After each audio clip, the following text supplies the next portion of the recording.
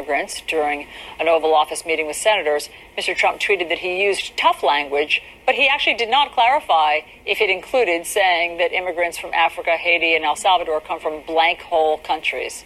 None of the lawmakers in that meeting are pushing back against this story. So let's get the bottom line on it with CNN senior political commentator David Axelrod and CNN political commentator Van Jones. Van, what did you think when you heard this?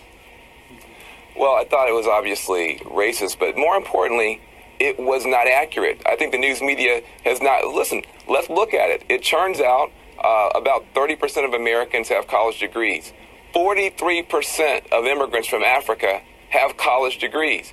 It turns out 11% of white Americans have an advanced degree beyond college. 25% of Nigerian Americans have advanced degrees beyond college. So it's not just that it's racist, it's ignorant. And part of the problem that we have is that he relies on these stereotypes, and then we argue about how he's referring to the stereotypes. We never just debunk the stereotypes. African immigrants are coming here, revitalizing urban communities. They're doing it. African immigrants from an education attainment, not income, but education attainment are outperforming everybody, including a lot of Asians. We don't talk about that. The last thing I want to say is this. If Barack Obama had at any point said, I don't want any immigrants from Europe, screw that, I want immigrants from Africa, the right wing would have gone completely insane, and rightfully so, because that would have been stupid and racist, but he never did that. We've got to start dealing with the fact that this president does not know how to make America great again. The people making America great again are immigrants from places like Haiti and Africa who come here and work their butts off and do a great job. All right, guys, the president has a news statement about this, trying to clean it up. I'm not so sure it helps. He said, never said anything derogatory about Haitians other than Haiti is obviously a very poor and troubled country. Never said take them out, made up by Dems. I have a wonderful relationship with Haitians. Probably should record future meetings. Unfortunately, no trust. Now, Jake Tapper reporting in separate reporting has said, David Axelrod, that the shithole countries was referring to Africa, all right? Was referring to all countries in Africa, not Haiti. And the president somehow thinks that that distinction this morning, if in fact it's true, helps him. Your thoughts? Well, I think he must have been. I know he was watching early morning TV because 20 minutes after he was rebuked by his Amen corner over at Fox and Friends, he issued a tweet saying that he never said what a room full of people heard him say and what his own spokespeople didn't deny yesterday. So he's watching TV, probably saw a tape of himself making that speech down in Miami to the Haitian community and felt like he needed to leap into that. But look, the larger issue to me is, I said this yesterday, it's not a question, this debate, is he a racist, is he not?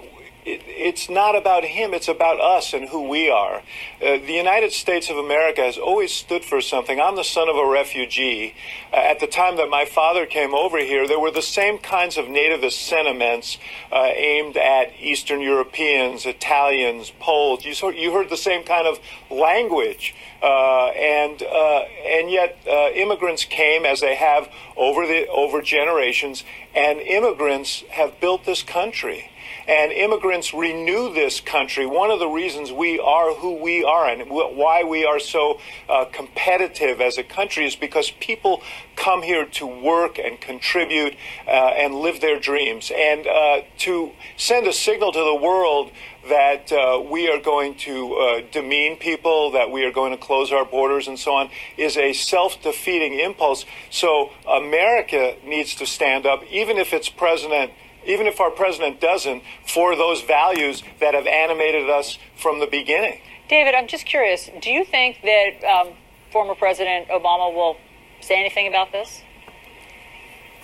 I haven't spoken to him in the last 24 hours. I don't know what he'll do. I know how strongly he feels about what I just said. And obviously, his father came here, was educated here, so I know how strongly that he feels about these values, and it's interesting too. He's been selective. He's been selective about what he says because he feels, as a former president, he has to choose his spots. But he's also said that when fundamental values are affronted, he will speak. Go ahead, Van. What were your thoughts on that? It's interesting because we have a a first lady who is here, and I think she's doing a great job. But she's from Slovenia. Slovenia, I think the average income for a household in Europe is about 30,000. Slovenia, 20,000. She's a college dropout. So she comes from a country that's not the shining star of Europe. She's not well educated, but she comes here and she's done a great job.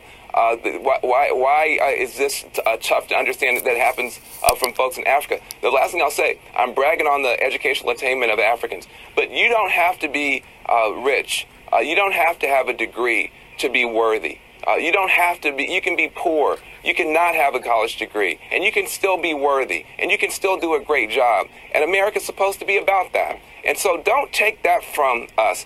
If you want to stereotype people, I'm sorry, these stereotypes do not hold up for African immigrants. They're outperforming almost every immigrant group, including a bunch of Asians. But even if they weren't, you don't have to be rich, you don't have to have a college degree to be worthy and to come here and do a good job. Let's let the Africans and the Haitians and the El Salvadorans do what everybody else has done all these many centuries. Don't change the game now. Let everybody make America great again. David Axelrod, you said this isn't about the president, it's about us. It's about America. America needs to speak up and say who we are. Does that include House Speaker Paul Ryan? Does that include Senate Majority Leader Mitch McConnell, who at 8:54 a.m. still have not come out to comment on this? Yeah, no, I think this is a real moral gut check for the Republican Party. If the Republican Party if Republican leaders are willing to stand up, and they should. You know, the White House, someone in the White House apparently said yesterday on a background basis that they're not worried because this will play well with the base, meaning their base. And in fact, it is playing well with that alt-right kind of base. I saw Ann Coulter and others were very excited about what the president had to say. But I think there are a lot of other people in this country, Republicans, Democrats, and independents, who are deeply embarrassed by it and worried about this kind of behavior again and again and again. And if I were a Republican leader, I would not want to put all my eggs in this crazy basket.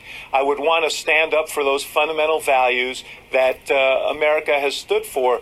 And it'll be interesting to see if they are willing to do that. I don't know, Van. I don't think the alt-right I don't think you can call his base the alt-right. I mean, I think that that's of the fringe. I think that that's a fringe element of his base. But I am having a hard time this morning thinking that these comments are going to be just fine with, millions of people who still support the president because they have other issues that they're interested in. I'm having a hard time. If we don't want him to use broad brushstrokes, I'm having a hard time with us using broad brushstrokes this morning. Look, I don't think that Axelrod was using a broad brush stroke. Somebody said that the base would like this. Well, the part of the base that would like this would be the alt-right.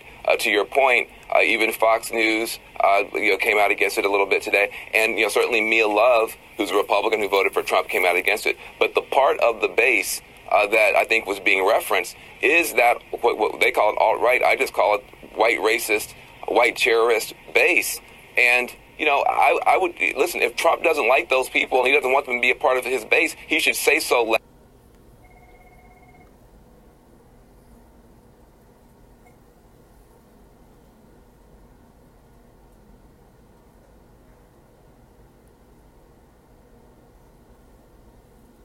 Political commentators